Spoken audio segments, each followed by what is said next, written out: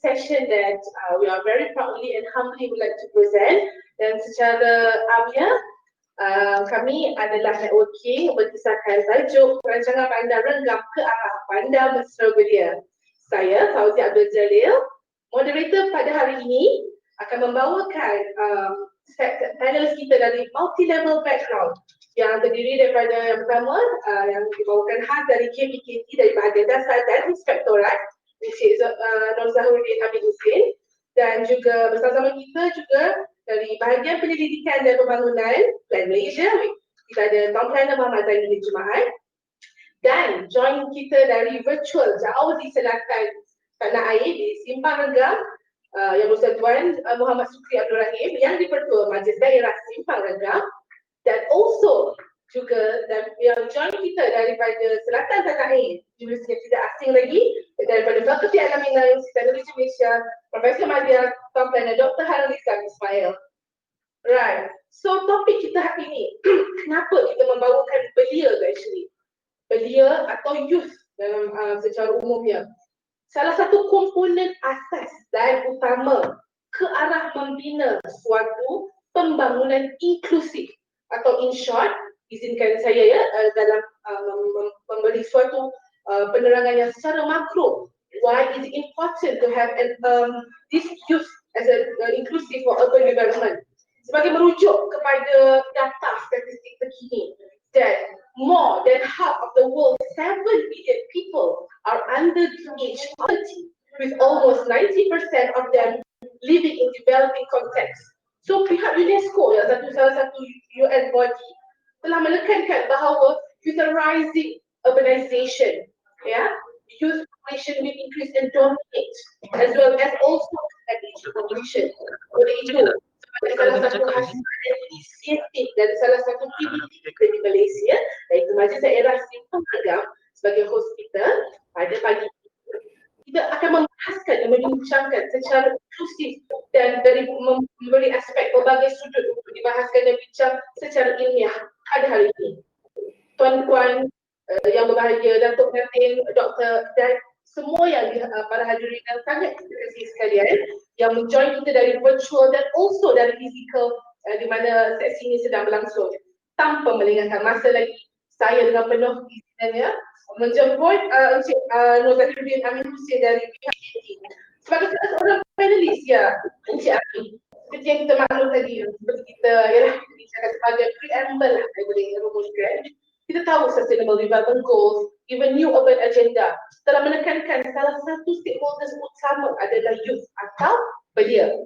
So oleh itu, bagaimana pihak kementerian, specifically KPKT, melihat secara dasar bagi perancangan dan pembangunan Bandar Mesra Belia, or we call it youth friendly city for Bandar Renggam, selaras untuk menyokong dasar-dasar kementerian seperti dasar Komuniti Negara or even dasar dan polisi negara peringkat antarabangsa. Persilakan Cik Amin.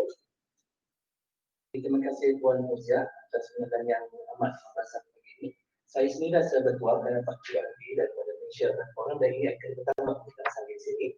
Dan bagi fungsi dan pandangan dia untuk sebagai untuk satu kementerian yang selalu responsif dan dekat dengan rakyat, kita seharusnya sentiasa kena bergerak dan responsif dan sentiasa bergerak selaras dengan apa yang rakyat dan penduduk yang mahukan sebenarnya. Jadi dari segi itu misi dan visi kita sendiri telah diperbaharui dengan menekankan kepada kemampanan komuniti di bandar dan mewujudkan satu sejarah yang mampat.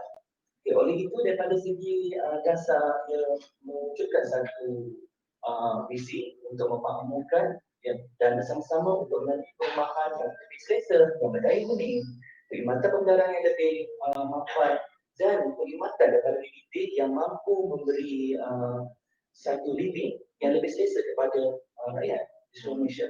Okay, jadi daripada pandangan kami fungsi untuk daripada bahagian dasar dalam laku ini, kami lebih wujud untuk meneraju dasar tersebut dan jadi salah satu macam check and balance kepada apa yang kita akan usahakan. Sebab kerana dalam pengupahan perkhidmatan, kita kita memastikan betul mata itu istilah cekap dan pesan dan kumpulan dasar itu sendiri adalah satu bentuk dasar yang sustainable. Sekiranya satu projek dan kalau projek itu berjaya dan bukan satu negara yang akan end up jadi gajah putih. Jadi kalau macam bentuk dasar kita nak tengok dasar yang simple dan terpakai kepada semua. Inklusiviti itu adalah penting. Bagi penyampaian efektif ini satu kerjasama daripada semua pihak yang terlibat haruslah diberikan. Kita tak boleh dari segi satu pihak saja. Okey, daripada itu dasar-dasar kerja ini diformulasikan daripada pelbagai aspek termasuk daripada lokal, iaitu wawasan pemahaman bersama tadi dan juga kita punya komitmen sebagai one of the United Nations member di bawah Sustainable Development Goals (SDG). Saya rasa semua sudah sedia maklum yang bagi aspek pembangunan bandar daripada DPD, goal 11 sustainability adalah satu goal yang tolak utama yang kita perjuangkan dan kita betul-betul dalami lah buat projek. Okey. Dari itu, selain daripada itu, bukan setakat itu saja. Saya rasa daripada perkembangan masa untuk goal daripada untuk SDG ini, kita bukan saja dia berkait rapat, bukan saja SDG 11, kita turut kepada goal 1, 3, 5, 6, 7, semua ni adalah merangkumi. Ada segi untuk menangani kemiskinan, mewujudkan satu persekitaran yang gender balance dan memberi peluang kepada inklusif, tak kira sama ada orang-orang berupaya untuk golongan belia dan juga pada warga emas dan juga negara. Oleh itu, macam isu yang sentiasa timbul, contohnya mungkin seperti ini, kita tidak melihat pada goal life under water, tapi dengan kes yang berlaku pencemaran sungai yang ini berkaitan dengan perindustrian yang tidak terancang dan rasa tanggungjawab oleh pihak industri.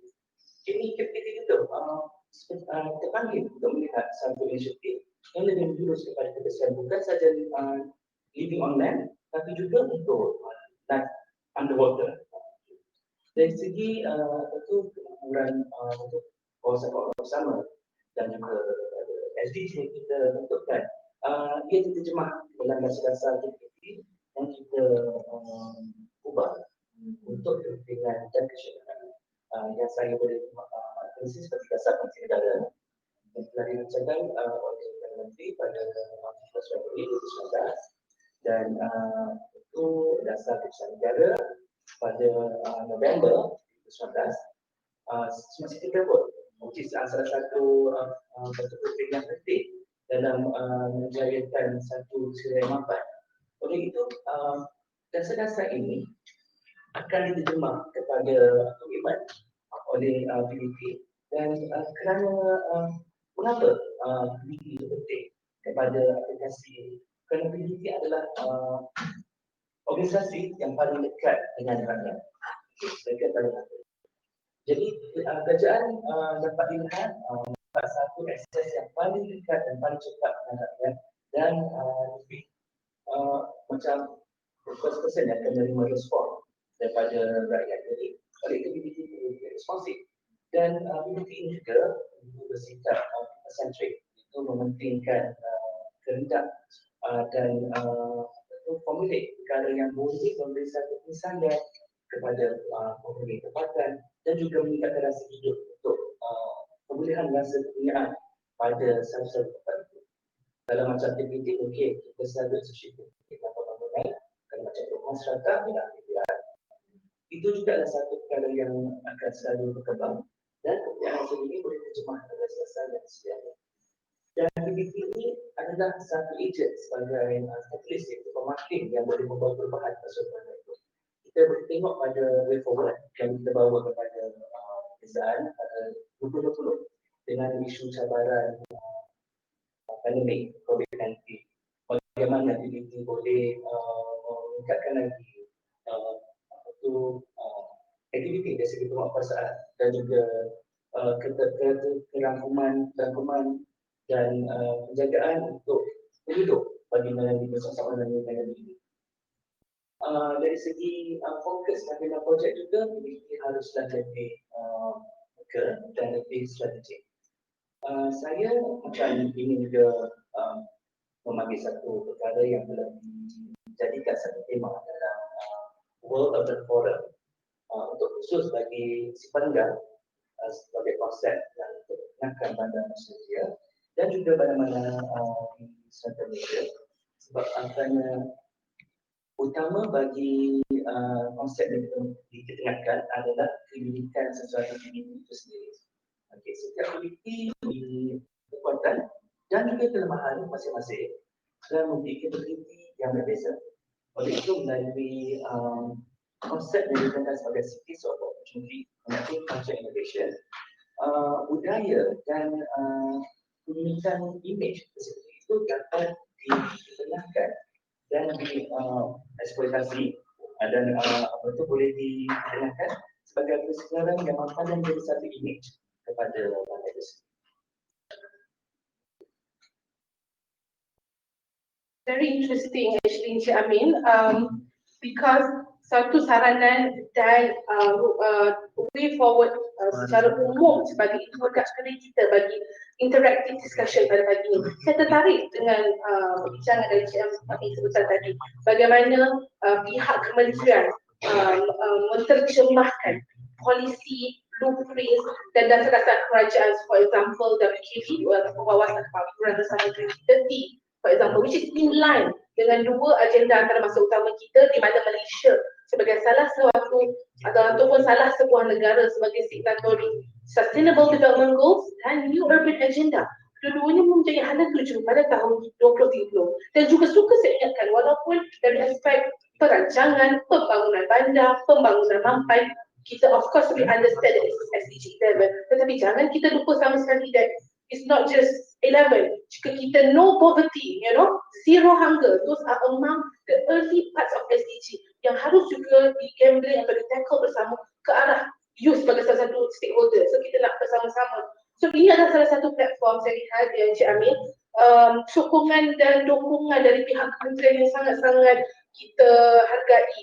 Kita dapat bekerjasama dengan all our third level tiers of the government, including the local government. Hari ini kita membawakan secara khas Majlis Daerah Aksi Beragam. Alright. Sedikit kesimpulan yang boleh saya sampaikan untuk respon kepada Puan Presiden. Jadi usaha ini yang saya pernah katakan adalah dalam kolektif semua aktiviti. Pencapaian tunda oleh sebuah bandar itu tidak relevan dalam yang ini dapat dikongsi bersama dan menjadikan satu katalis dan contohnya untuk pada bandar lain. Walaupun fokus pada urusan pengembalian, golongan yang terlibat seperti kosmetik dan kegiatan. Jadi dari segi ini, KPKP akan memainkan peranan untuk membantu dan menyokong aktiviti untuk sama-sama menjaga matlamat SDG dan juga dasar semasa bagi pemeriksaan.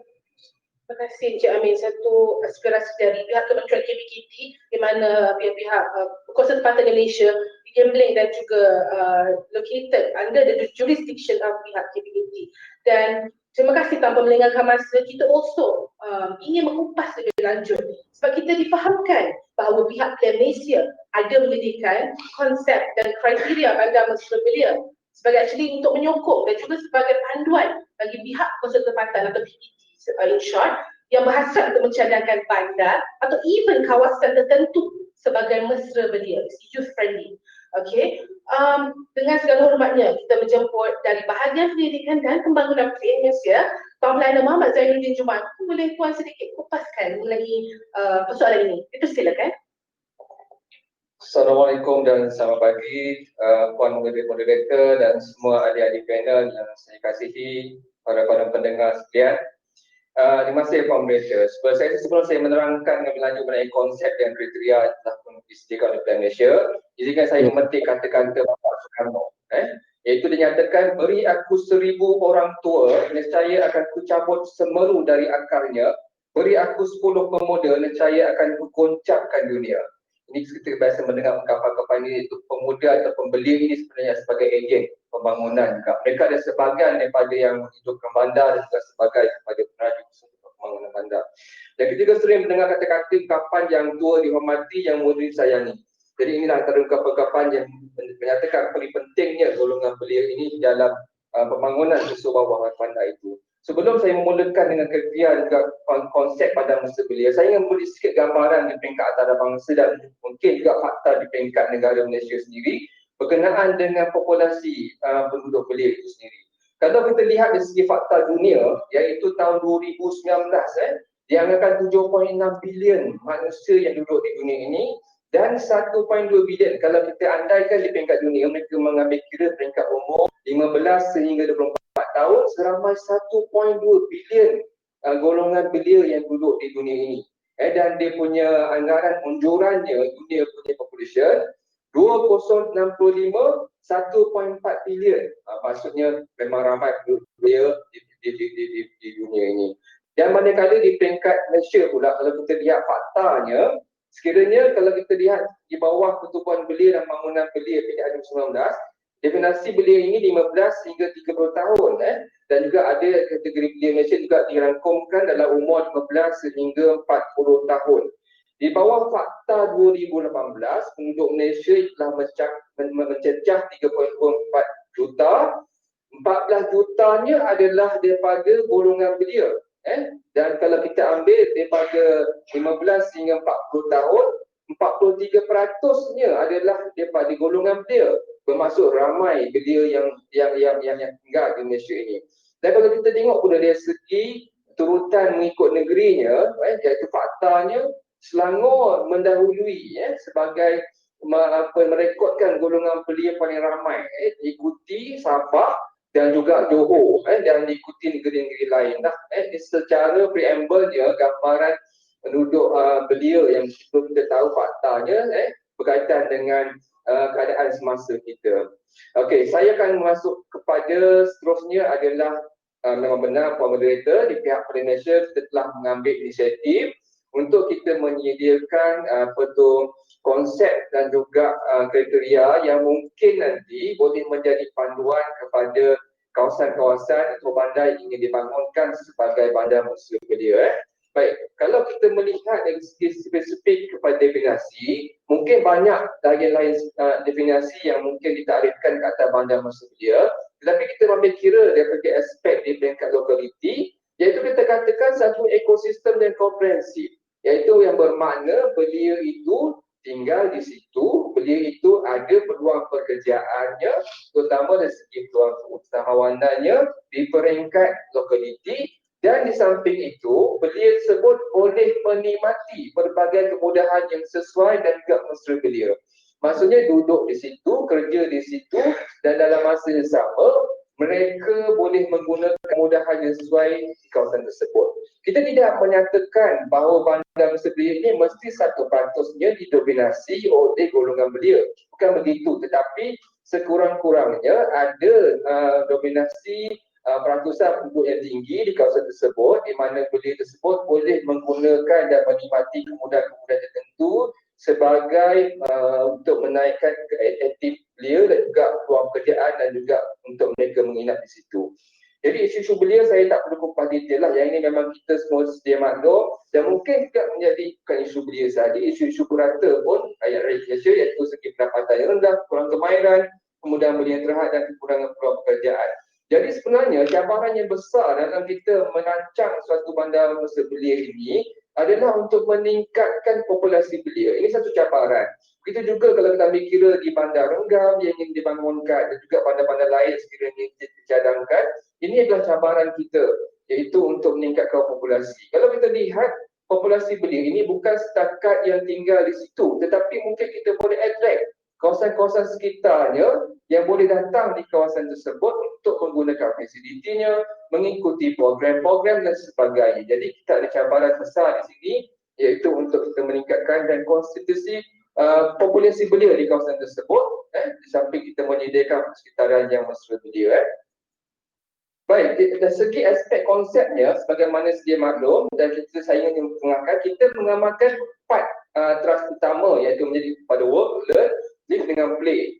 Bermaksud kalaulah dibangunkan pada masa belia ini, pertama sekali elemen kerja ataupun kita menyediakan peluang-peluang keusahawanan. Sekarang kan lebih kepada belia yang suka berniaga secara dalam atas talian dan sebagainya, dan juga tempat boleh bekerja. Dari segi aspek pembelajaran, kita memberi satu peluang kepada pembelajaran secara berterusan, iaitu tempat memberi nilai siap-siapkan diri pada belia, tempat menggalakkan pembelajaran berterusan. Kita tak nak nanti belia-belia hanyalah bersifat fizikal sahaja dengan sukan sebagainya, tapi pembangunan siap diri, kendiri sebagainya tidak ada. Jadi kita nak juga pembangunan masa belia ini juga menerapkan konsep pembangunan sahsiah pendiri pada belia tersebut. Dan seterusnya dari segi persekitarannya, kita mesti memastikan pemeliharaan alam sekitar, warisannya, kebudayaannya terpelihara, tempat membentuk komuniti itu ada, dan juga tempat yang selamat, dan mesti ini satu kemestianlah di peringkat sekiranya dicadangkan pada masa belia. Dan sebagaimana kita maklum juga, belia ini adalah golongan yang paling aktif, kategori yang paling aktif. Dia perlu juga ada tempat beribadah, beriadah dan bersukan, tempat bermain, tempat menggalakkan belia aktif, tempat yang mudah capai kepada kemudahan-kemudahan tersebut. Jadi ini adalah antara ciri-ciri bandar mesra belia yang kita cuba terapkan sekiranya terdapat sejalangan pada bandar mesra belia.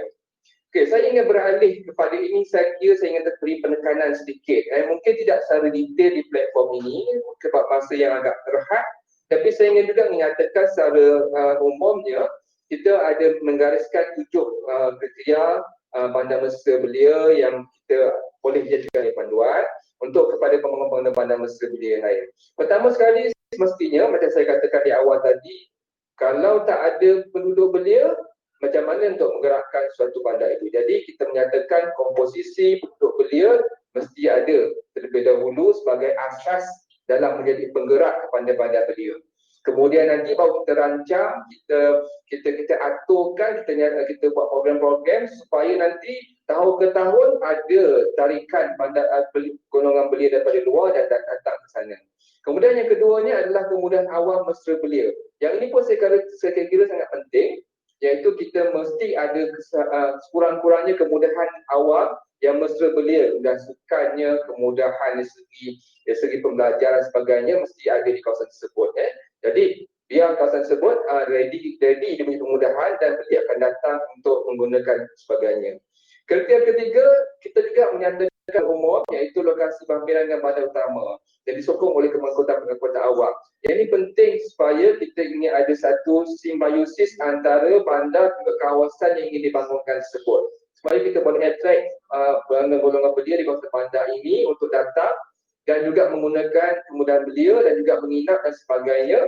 Dan yang penting mesti disokong oleh pengangkutan awam, iaitu kemudahan pengangkutan. Ada dari segi rail base-nya, kalau tak ada rail base pun mungkin ada bas, ada taksi, dan sekarang ni kita ada penggunaan e-hailing yang mungkin remaja pun banyak menggunakan perkara-perkara ini, perlu diadakan.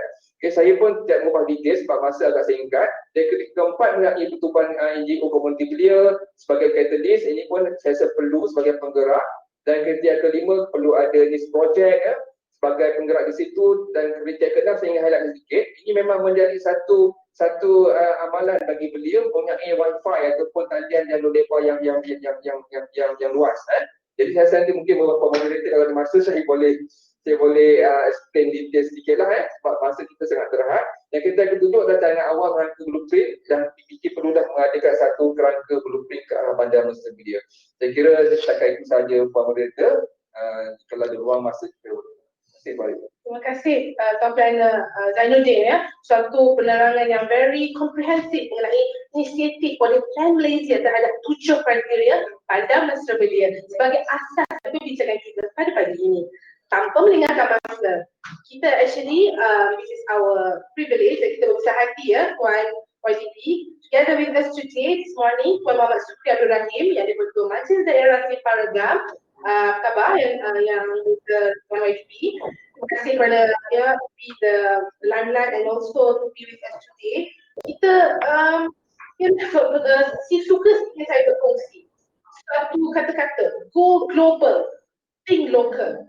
siapa dapat imagine ya suatu majlis daerah di Malaysia Selatan dapat go and receive the award of the Green World Ambassador Award of the Apple in UK pada tahun 2019. Ya, tahniah kepada Majlis Daerah Siparegam. Saya juga tidak terlewat lagi untuk kita mengucapkan tahniah kepada SR di atas pencapaian itu. Dan mungkin tuan-puan semua boleh boleh imagine bagaimana juga one of the criteria of it, that's because satu tarikan di mana dua ekor harimau Malaya actually being the center stage attention of the world, di mana lukisan mural ini yang dilukis pada dinding bangunan lama berusia 88 tahun di Bandar Renggam can attract the attention of the international people. Tahniah sebagai preamble lah ya Tuan YDP. So mungkin Tuan YDP boleh berkongsi lebih lanjut dengan kita pada hari ini. Ramai ya pendengar-pendengar kita, our viewers mungkin lagi-lagi yang mungkin belum pernah mungkin first time menjejakkan hati di Simpang Renggam, Bandar Renggam. Mungkin Tuan boleh berkongsi sedikit sebanyak mungkin visi dan misi of Simpang Renggam, as well as how do you think that apa potensi Bandar Renggam ke arah this youth friendly city. Silakan Tuan. Terima kasih Puan Moderator, Puan Fauziah, yang saya hormati dan kasih. Sebenarnya saya ucapkan terima kasih kepada pihak Kementerian Perumahan Kerajaan Tempatan, pihak KPKT, pihak Bank Malaysia dan juga sahabat kami daripada pihak UTM. Untuk makluman, pihak Majlis Daerah Simpang Renggam telah bermula pada tahun 2018. Kita telah mengorak satu langkah yang mana kita melihat beberapa potensi baru untuk kita garapkan dan dijadikan sebagai satu katalis ekonomi. Dan kalau kita lihat buat masa sekarang, kebetulan MDSA ke arah PBT yang dinamik, makmur dan progresif, ke arah Simpang Renggam, bandar berbudaya dan kondusif. Dan ianya juga bersesuaian dengan konsep-konsep yang telah kita bincangkan sebelum ini. Jadi antara perkara-perkara yang kita lihat adalah pembentukan bandar belia di Renggam ini perlulah bersesuaian dengan konsep pembangunan yang berintegrasi. Pembangunan yang berintegrasi yang kita lihat adalah memberi peluang kepada golongan belia untuk memajukan diri dalam alam pekerjaan dan keusahawanan. Dan itu tadi telah disebut oleh pihak R&D Plan Malaysia. Apa yang kita dapat melihat daripada segi keperluan-keperluan masyarakat adalah berkenaan dengan isu belia sendiri. Kekuatan yang kita ada di Bandar Renggam ini adalah berkenaan dengan bagaimana untuk kita menangani kos sara hidup yang tinggi sebenarnya. Yang kedua, pendapatan yang rendah di kalangan belia, kekurangan kemahiran, kemudahan belia yang terhad dan kekurangan peluang pekerjaan. Ini antara konsep asas yang mana pihak berkuasa tempatan perlu melihat bagaimana untuk membangunkan sebuah peredaran ataupun keperluan masyarakat yang lebih stabil. Membentuk kitaran ekonomi di masa hadapan adalah dengan perancangan yang tertib pada waktu ini. Maka tanggungjawab ini ditangani dengan berhati-hati bagi memastikan apa keperluan dan dokongan daripada pihak kerajaan persekutuan dan kerajaan negeri dapat dipastikan untuk dijadikan sebagai satu wadah untuk masyarakat dan juga belia itu sendiri.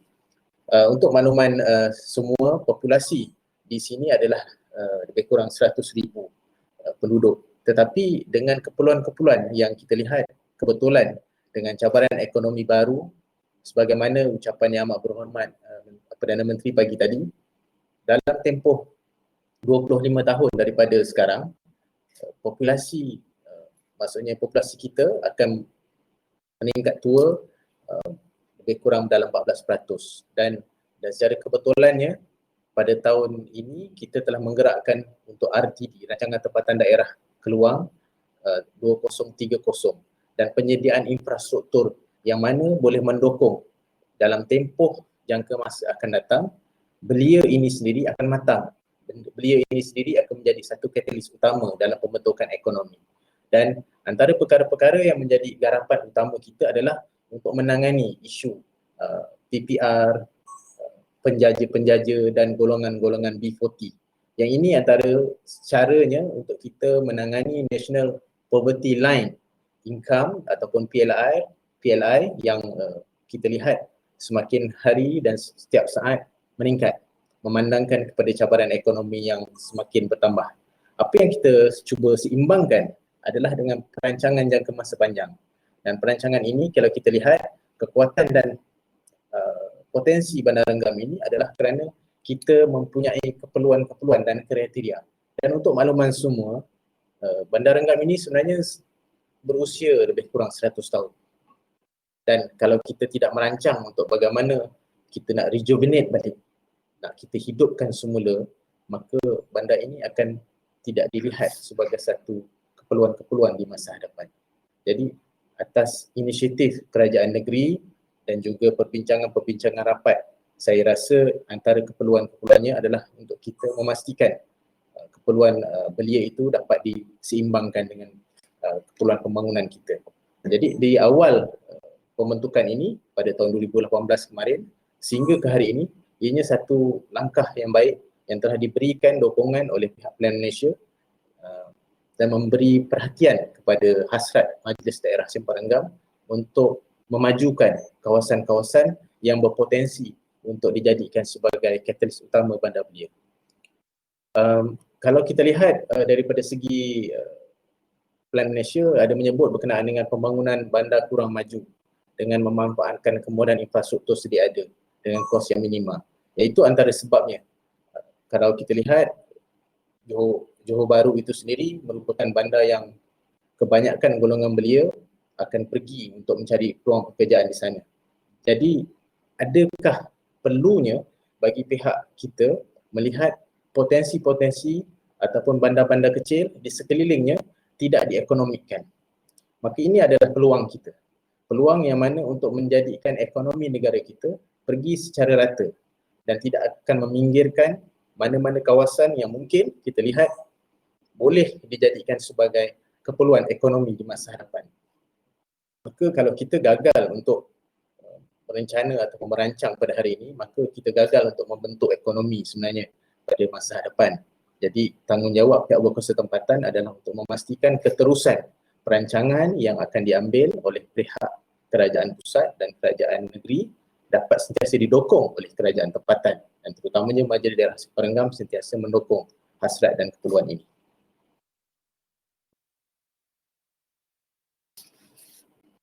Sungguh dan secara rangkumannya saya tertarik bagaimana tadi Tuan Wali P ada maklumkan how kita nak rejuvenate. Mungkin tak ramai yang tahu bahawa bandar Renggam ni telah berusia 100 tahun ya Tuan Wali P dalam correct 100 tahun of the city dan even Europe yang memenangi award under the category of beautification of building category di UK pada kelas, the dinding of the kedai kopi tersebut sampai 49 tahun. Di mana di sini inisiatif dari pihak MTSR, Majlis Daerah Simpang Renggam yang telah diutarakan oleh pihak YDP sendiri, iaitu how kita nak revive or bring back the soul of a city. Because we have to be in mind and we have to be mindful that a city is a thing without a soul and activity yang menyebabkan suatu bandar itu vibrant. Di mana kita kira that kita happy to work with together all the tiers of the government, di mana also Tuan Wali telah menyebut bahawa kita mendukung aspirasi kerajaan pusat, inisiatif kerajaan negeri dan merealisasikan on the ground pihak PPT. Dan di mana ini kita dapat tengok, this is a very good example of SDG number 17.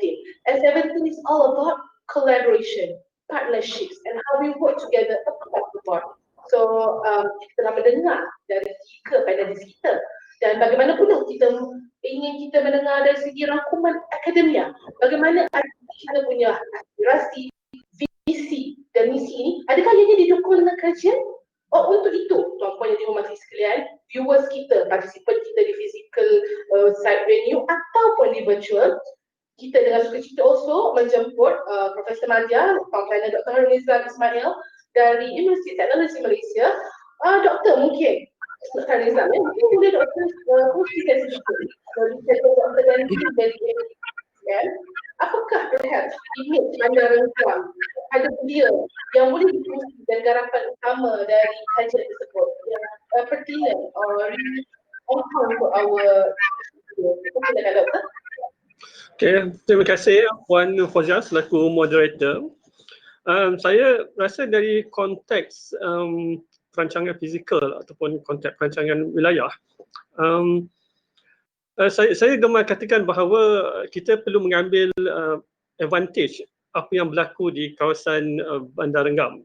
Okay, sebagaimana yang telah disampaikan oleh Tuan YDP, jelas bandar ini perlukan satu inisiatif untuk diregenerate balik, ataupun otherwise dia akan menjadi ghost city atau bandar orang tua. Dan satu yang perkara yang kita dapati, yang kita kena fully aware adalah Bandar Rengam ni adalah bandar yang sebenarnya mempunyai apa yang kita panggil sebagai bandar ini 100 years punya history, sama ada kita sedar atau tidak. Dan kelebihan bandar ini adalah dalam konteks, saya fikir, correct me if I'm wrong, khususnya pada kalangan audience, inilah satu-satunya bandar yang you boleh akses menggunakan kereta api yang berada betul-betul di tengah bandar. You keluar, you jumpa terus bandar Rengam. Within the reach, less than 1 kilometer. I mean within the reach, bandar tu dalam 1 kilometer berada di tengah-tengah stesen kereta api contohnya. Dan dia meningkatkan apa yang kita panggil sebagai quality accessibility. Okay. Percayalah, banyak tempat yang boleh capai dalam jarak accessibility yang tinggi ni. Kalau gunakan kereta api ataupun highway contohnya, less than 45 minit. Dengan siapnya double track di Bandar Rengam ni, yang mana stesen ada di situ satu, sejak 1909.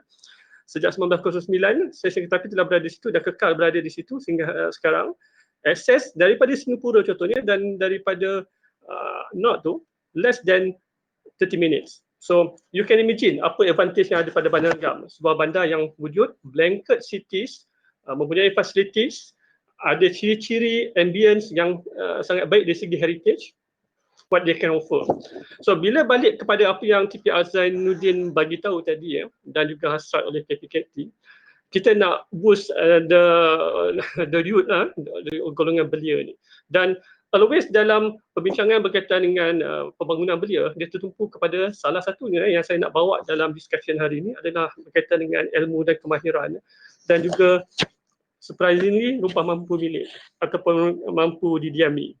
Kalau kita lihat dalam konteks what Bandar Rengam can offer dari segi ilmu dan kemahiran, keunikan Bandar Rengam ni kalau kita nak project the image adalah dia sebenarnya adalah center kepada apa yang kita panggil sebagai kalau saya ambil konteks wilayah Iskandar, dia ada center kepada 106 institusi. Maksudnya 106 institusi yang equivalent to apa yang saya panggil sebagai satu kawasan metropolitan. Kalau kita ambil Kuala Lumpur contohnya, maksudnya mana-mana 106 institusi yang berada di kawasan wilayah Iskandar ini boleh capai Bandar Rengam dalam jangka masa less than 30 minutes. Most of them less than 10 minutes. Okay, kita ada 86 institusi daripada universiti, let's say IPTA ada 5, ini some of the fact jika saya boleh bagi, IPTS 8 dan lain-lain institusi lah yang totalnya mewakili golongan belia yang mempunyai sumber kewangan, scholarship yang spend untuk melakukan activities seramai 130,000 orang. In this case, kalau you kata Bandar Rengam tak ada golongan belia, Bandar Rengam belianya lebih kurang less than 10,000. Sebenarnya dia ada population of 130 yang mana belia bersedia untuk travel ke Bandar Rengam dalam jarak yang less than 30 minutes, less than 30 minutes. Okay? Saya rasa ini satu perkara yang biasa kalau kita lihat dalam cara pergerakan golongan-golongan muda sekarang. You boleh bekerja di let's say di Kelang dan you bekerja di KLCC atau menjalankan aktiviti KLCC less than 30 minutes punya perjalanan. So saya rasa itulah satu kelebihan kita melihat populasi belia yang boleh melakukan aktiviti di kawasan Bandar Rengam adalah seramai 130,000 orang. Satu figure yang sangat besar bagi saya. Ini belia di Institut Pengajian Tinggi ataupun institut berdasarkan kemahiran. Okay, kita tak bercakap lagi belia yang tidak berada dalam range ni. More than that. So kita ada populasi yang besar untuk memajukan Bandar Rengam melihat kepada kaedah dan cara pergerakan golongan muda. Dan satu lagi yang berkaitan dengan projection image, apa-apa pun perkara bila kita nak bangunkan satu kawasan, kita perlu melihat the center ataupun bandar tu perlu memainkan peranan offering everything. So inisiatif yang dilakukan oleh pihak majlis atau kerajaan negeri Johor bersama dengan bantuan oleh Perdana Malaysia dan KPKT, kita dapati bahawa dengan meningkatkan image Bandar Rengam ni bagi sebuah bandar belia, dia akan generate interest untuk mereka bukan saja melakukan aktiviti dan kemungkinan juga untuk stay di kawasan tersebut. Okay. Why this is possible? Satu kerana kalau kita lihat dari segi figures, saya ada di sini ya beberapa maklumat saya tak dapat share dalam slide di sini. Kalau dilihat walaupun jarak 45 minit ataupun setengah jam di kawasan wilayah Iskandar, tapi harga rumah di kawasan-kawasan ini sangat berbeza. Let's say saya kata Johor Bahru harga rumah untuk rumah teras biasa dia boleh mencecah sehingga 700,000. Range dia adalah 300-400. Let's say saya kata Kulai 350k. Pontian 250k. Apatah lagi Nusa Jaya 1.8 million untuk rumah kluster dan rumah teras. Tetapi jika kita bangunkan rumah mampu milik ataupun rumah di kawasan Semparenggam, okay, the last price of the rumah yang berada di kawasan MDSR adalah RM30k. Ini kita cakap tentang 1983 lah. Tapi mengikut anjuran pasaran, rumah ni hanyalah dalam RM190,000 sahaja. Di Bandar Renggam bagi saiz yang sama. Pada harga rumah yang berada di Pontian yang saya cakap tadi lah, Kota Tinggi yang Melangkawi 350k dan majoriti ni di Johor Bahru dalam 500 to 850k. Ini menunjukkan vibrant Bandar Renggam. Sekiranya kita galakkan rumah dibangunkan di kawasan Bandar Renggam, di sekitar kawasan Bandar Renggam tu, which is accessible melalui jalan kereta api, highway less than 45 minit daripada Bandar Johor Bahru ataupun Singapore, easily mereka boleh menetap di Bandar Renggam, having good life di Bandar Renggam dan kemudian travel untuk bekerja di luar kawasan Bandar Renggam. Okay, so dekat sini yang saya kata kemampuan Bandar Renggam sebuah blanket city bring outdoor activity berasaskan kepada heritage yang perlu bertembakkan belia. Senang cerita dia jadi outdoor lah, outdoor stadium. Di Johor Bahru ada Persada untuk melakukan aktiviti berasaskan MICE, Meeting Incentive Convention and Exhibition. Kita kata Bandar Renggam ni, the whole Bandar Renggam offer outdoor setting of MICE activities. Thank you Dr. Liza. Suatu perkongsian yang sungguh komprehensif. Saya really appreciate that aspirasi dan visi oleh kerajaan pihak PDT MDSR di Semparenggam didukung oleh kajian yang agak komprehensif di mana dia telah mengkaji seperti yang Dr. Liza telah mengatakan, antaranya there's a vast of opportunities and potential.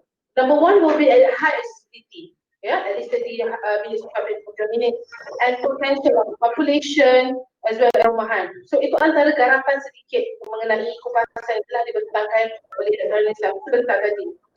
So ahli-ahli panel yang dihormati dan juga ahli yang juga berada di virtual dan juga physical on-site. Secara langsung kita telah memahami sedikit sebanyak membincangkan commitments, inisiatif terhadap apa semasa di Semparenggam, apa aspirasi kerajaan dan how this is interact dengan kriteria dan juga konsep yang telah diinisiatif oleh Malaysia. So untuk memahami lebih lanjut, kita juga ingin mendengar sekali lagi dari pihak kementerian seperti kita menjemput dari pihak KPT. Bagaimana dari pandangan Tuan Amin, Encik Amin Hussein dari KPT, kita nak memahami bagaimana yang kita boleh lebih lanjut imagine the way forward of cities in Malaysia. So kita tahu that all cities in Malaysia is covered directly by the third government, which is the pihak tempatan. Dan ini adalah salah satu inisiatif ke arah youth friendly city. It's not a youth city, but it's inclusivity.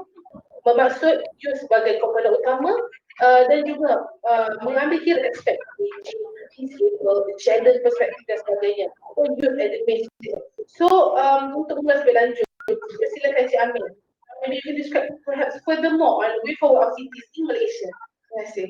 Terima kasih Puan Dah. Dari segi apa yang saya telah sampaikan, adalah salah satu perkara yang proaktif kerajaan. So inilah sebagai contoh kerana kejayaan pembangunan itu adalah tetap dan saya percaya.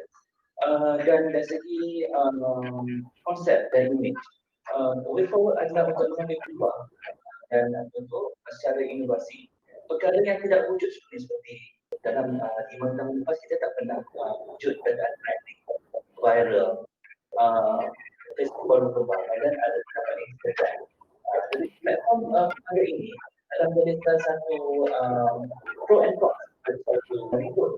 Jadi untuk memberi satu pencerahan yang lebih positif, peluang ini tak perlu disitakan melalui budaya berdasarkan data dan juga menggunakan aplikasi sebagai leverage kembangan keuangan lain untuk membentuk image yang lebih marketable.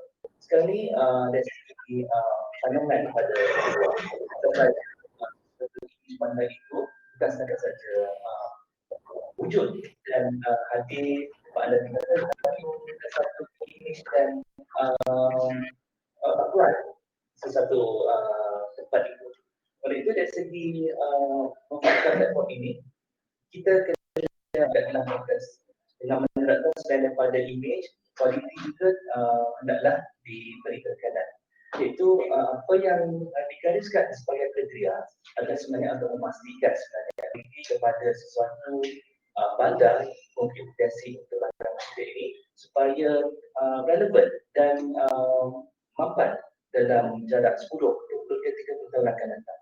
Kerana sekarang mungkin yang belia, tapi satu masa nanti seperti Tuan Wadini juga sampaikan, bandar ini ada di aging nation.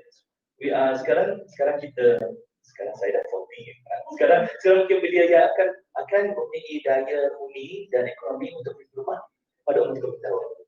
They stay there for 20 years, and then they go to 60 and they have children, ada cucu pula. Itulah kemapanan dan kesesuaian anak kita yang boleh membawa kita ke hadapan untuk kehidupan yang lebih mampan. Totally agree Cik Amin. Jika saya boleh ingin menambah sikit on your point tadi. Betul, sebab tu konsep yang kita bawakan untuk perbincangan dan kupasan lanjut pada pagi ini is not youth city per se, it's youth friendly city. Bila mana dikatakan youth friendly city, sebagaimana yang Cik Amin dari KPP telah maklumkan sebentar tadi, di mana kita menyediakan kemapanan kriteria for an inclusivity. For example, it couldn't be just for a youth criteria, but they will keep population later on, 25, 10, 15 years down the road. Even now, we are entering into an aging nation, di mana jika kita tidak bersedia sekarang, jika kita tidak mengambil kira gender aspect, adakah ia friendly for the ibu-ibu yang mungkin just as basic, for example, tolak stroller down the park, for example, adakah ramp sesuai dari segi ketiga untuk orang tua dan disabled, for example. So, youth friendly city mengambil kira inclusivity. The element of kita berdua, kalau contoh kajian terangsa menekankan cities 880, di mana saya quote and quote, jika suatu bandar dibangunkan untuk keperluan budak atau kid yang berumur 8 tahun, itu will be, enable atau keperluan itu untuk 80 tahun juga akan tercapai. Maksudnya it should be look into a 360 kind of perspectives. So untuk itu kita ingin memahami lebih lanjut, kita dah berbincangkan aspirasi, visi, misi dan pandangan dari pelbagai tiers of governments dan even constructed pihak individu sendiri. Kita juga ingin memastikan bagi bandar manusia terus dapat dibangunkan, kita perlu memerlukan strategi pelaksanaan yang berkesan. Dengan itu saya jemput Tuan Planner Muhammad Zainuddin. Pandangan Tuan mengenai perkara ini, Tuan? Terima kasih kepada Puan Moderator. Secara khususnya, pertama saya kira dalam kita melaksanakan pada seperti ini, pertamanya kita berambil kira dalam rancangan tempatan yang disediakan di peringkat PBT, dan ada pun setengah-setengah kalau kita contoh di luar negara dalam mereka menjadikan dengan pemajuan mereka telah melantik juga sekumpulan golongan-golongan belia ini untuk terlibat sama dalam penyediaan rancangan tempatan. Saya kira ini satu strategi yang dan kita melibatkan golongan belia ini supaya kita lebih tahu sebenarnya apakah hasrat sebenar golongan belia ini yang ingin mereka juga dapati daripada sesebuah bandar itu. Yang kedua, saya juga kira kalau ada cantik juga sudah sampai masanya saya kira di peringkat kerajaan negeri, di peringkat PBT sendiri membincangkan ataupun menyediakan polisi-polisi peringkat tempatan yang mesra belia. Dan contohnya ada polisi-polisi yang menjurus kepada menyediakan wifi sebagainya, saya kira ini cukup baik, lebih kepada khusus kepada belia. Yang ketiganya, saya juga ingin menekankan segi mekanisme penglibatan eksklusif belia. Maksudnya ada program-program engagement, ada program-program berkelitinya tempatannya untuk kita attract golongan-golongan belia ini. Dan saya kira juga di peringkat PBT boleh juga menerapkan dari segi memperuntukkan bajet yang mungkin berkaitan dengan program-program belia. sekurang-kurangnya di peringkat itu ada program belia yang dilaksanakan secara berkala ataupun ada program-program unik di kawasan tersebut yang melibatkan belia. Jadi saya kira perkara-perkara ini boleh dibuat di peringkat-peringkat tempatan ataupun di peringkat kerajaan negeri untuk kita menarik belia-belia datang dan juga menggunakan penggunaan bandar. Yang kelimanya juga dari segi aspek keterhubungan ataupun komunikasi dan juga peningkatan tahap kesedaran. Ini penting saya kira dalam kita menyediakan platform terbaik golongan belia di peringkat tempatan. Dan kalaulah boleh saya kira di peringkat tempatan kerajaan negeri, kalau kita ada pemantauan rekod data-data belia ini, sekurang-kurangnya dari segi persatuannya, dari segi penyertaan belia sebagainya banyak membantu tempatan untuk kita menyediakan program-program yang bersesuaian dengan golongan belia-belia ini. Dan yang terakhirnya saya kira adalah strategi yang kita boleh gunakan dan dulu pun di peringkat MPOS di Tanjung Malim pun mereka menggunakan secara partnership ataupun cross-agency coordination. Bermaksudnya kita menjalankan program-program yang mungkin kita melihat apakah bajet-bajet kalau di peringkat kementerian ataupun agensi-agensi tertentu, dan beliaunya, kementerian-kementerian lain yang mungkin kita boleh gunakan juga mudahan ini untuk kita buat ataupun laksanakan di peringkat Bandar Renggam sendiri supaya kita dapat minimumkan kos dan juga dalam masa sama kita dapat berbuat pada khusus di belia-belia di kawasan Renggam.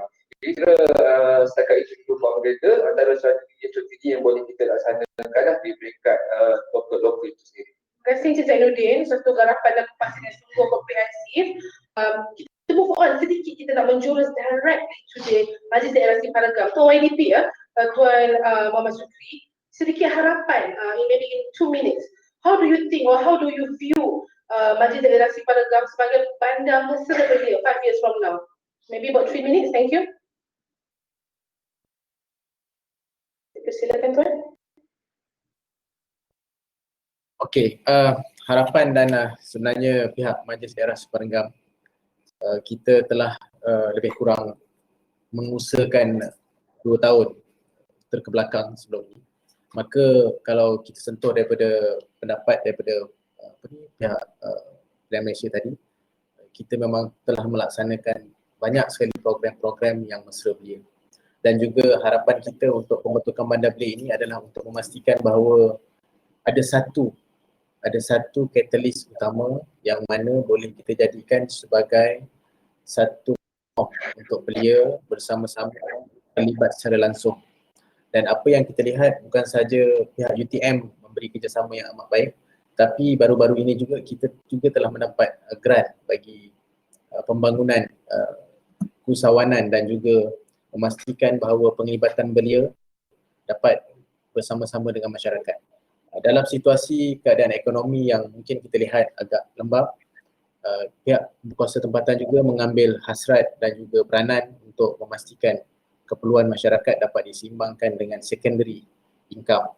Dan apa yang kita telah lakukan adalah dengan melaksanakan plan-plan pembaharuan, perancangan dan juga kita banyak sekali telah memperbaharui daripada segi kita punya garis panduan, pemudah cara dan juga untuk menggalakkan sebenarnya belia sama ada bekerja ataupun melibatkan diri dalam sektor keusahawanan. Dan Bandar Belia Renggam ini bukan satu impian tetapi macam kita pernah dengar sebelum ni, tidak akan dapat dibina satu bandar itu dalam satu malam yang rapi, maka tidak mungkin kita dapat. Terima kasih Tuan YDP. Kita harap dengan aspirasi dan visi, sebab this is a bottom up kind of initiative dari pihak Majlis Daerah Simpanan Renggam dan didukung bersama dengan KPKT dan juga hasrat dari pihak Kementerian Kerajaan Pusat. Saya tahu kita semua very hot and eager to discuss more on this topic, tapi masa agak mencemburi kita. Sebelum saya beri kepada Dr. Harinisa untuk berbagi sedikit I think kupasan on how you think it is viable for this Bandar Renggam sebagai bandar mesra belia dapat direalisasikan. Saya mungkin ingin patah balik kepada Tuan Planner Zainuddin Ismail. Mungkin if you could roughly describe a little bit on how you would like to take this question. Ada satu public chat kita. If you can list very simply. Thank you. Okay, thank you Puan Moderator. Daripada Encik Suhaimi, thank you Encik Suhaimi. This is related about the 2 years down the road. Do you mind sharing the success story of the Tanjung Malim? Sebenarnya Tanjung Malim ni I think very limited time lagi nak discuss pada ni. Tapi boleh saya simpulkan sebenarnya kejayaan Tanjung Malim ni adalah dia kena ada satu champion atau kena ada satu penggerak ataupun ejen pelaksana di peringkat tempatan itu sendiri supaya bandar itu sebenarnya tidak bergantung sahaja kepada local authority macam saya katakan tadi pada awal. Sepatutnya perlu dibuat ada kerjasama antara pihak swasta dan yang kita tahu memang Tanjung Malim itu apa tu Encik Muhammad Khalid sendiri sebagai sarang itu telah berfungsi dengan baik sebagai focal point untuk menggerakkan bandar belia di Tanjung Malim. Yang lain-lain itu akan support pada perkara-perkara lain. Jadi saya kira sebenarnya Tanjung Malim ini kalau boleh dikongsi secara ringkasnya sebenarnya adalah ada kolaborasi antara berbagai pihak, tidak sahaja kepada kita tidak mengharapkan sahaja kepada local authority, tapi saya kira semua pihak perlu mengemelir tenaga dan juga usaha dan juga idea untuk memantapkan pembangunan bandar belia satu itu. Saya kira setakat itu pemerintah sebab kalau nak share nanti dia panjang. That's right. Tapi salah satu contoh yang bagus untuk Cik Zainuddin memberi satu compare and contrast because there's seperti yang tadi kita bincangkan, there's no two cities yang sama. Setiap bandar adalah berbeza dengan uniqueness sendiri. Last question, maybe Encik Amin boleh sedikit kerapan dan boleh memberi pandangan bagaimana kita nak satu soalan bagaimana kita nak memberi ataupun supaya konsep pembangunan belia ni tidak hanya sekadar retorik tetapi dapat direalisasikan on the ground. Maybe 1 minute please, thank you. Okay, sudah menjadi satu jumlah kita sebagai kita lihat sesuatu kereta akan menjadi satu yang matang. Oleh itu kan saya pernah menyebut bahawa setiap projek perlu daripada bahagian dasar untuk mengubah dan juga memantau untuk data tersebut dan juga sekiranya dasar itu diubah dia adalah masuk dan memastikan supaya dasar itu adalah berkualiti supaya kita melihat misalnya dalam jangka masa yang panjang. Tadi saya juga menyebutkan seperti supaya projek ataupun pembangunan bukan dikatakan sebagai eksekutif. Inilah retorik yang dinyatakan.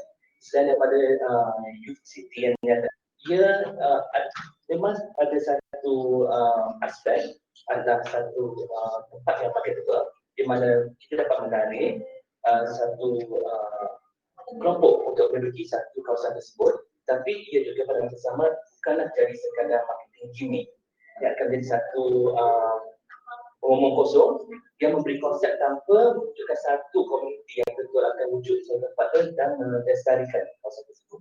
Oleh itu bagi saya rancangan yang tepat menggunakan kualiti dan bersandarkan dasar-dasar sedia ada untuk memastikan dan realistik juga melihat kepada sandaran bahawa ianya ke arah komuniti dan kualiti dan peranan sendiri yang akan mewujudkan satu kejayaan kepada komunitas. Terima kasih Encik Amin bagi satu satu garapan on how satu retorik itu hanya kita dapat tidak dapat direalisasikan, mesti ada satu perancangan pemantauan also. Encik Amin telah rightly mention daripada awal pertengahan beliau tadi untuk tidak memastikan satu projek atau pembangunan hanya 3 jam. It must be have a long, short and medium also long term kind of planning as well as pemantauan and coordination. Di mana fungsi dan tugas pihak kementerian, pihak must be bersama bersama throughout all the process. Saya tambah sedikit. Boleh silakan. 1 minit. Saya maksudkan tadi kan mengenai responsif. Itu bidang responsif itu bukan saja daripada kementerian atau Malaysia untuk mendengar apa pendapat dan juga komuniti responsif ini termasuklah mendengar apa yang rakyat mahukan sebenarnya daripada youth, apa sektor yang mahukan daripada mereka, daripada sukan, daripada hiburan ataupun tempat yang ekonomi. Sekarang ni untuk belia ni nak tempat yang hipster. Itulah perkara yang ditimbangkan daripada sikap responsif, iaitu dari penglibatan dan juga diurus. Terima kasih. Terima kasih Encik Amin. Masa sangat berbeza kita, tapi kita dapat grabkan some keywords yang ingin saya rumuskan di sini. Number one, seperti Cik Amin kata sebentar tadi, responsive. Because setiap bandar adalah unik dengan kriteria potensi masing-masing. Di mana it must be bottom up. Tidak hanya kerajaan tempatan atau hanya kerajaan pusat atau negeri. It must be from the people, to the people and by the people. Seperti juga saya rumuskan garapan atau dengkilan dari Tuan Zainuddin serta tadi, bahawa it must be from the belia itself. You must understand the concern, understand the champion. Dan dengan itu, dengan kata-kata itu, youth adalah the future of tomorrow and it begins today. Ya, untuk memastikan projek ini viable, kita mengharapkan suatu koordinasi daripada semua pihak, utamanya di pihak akar umbi.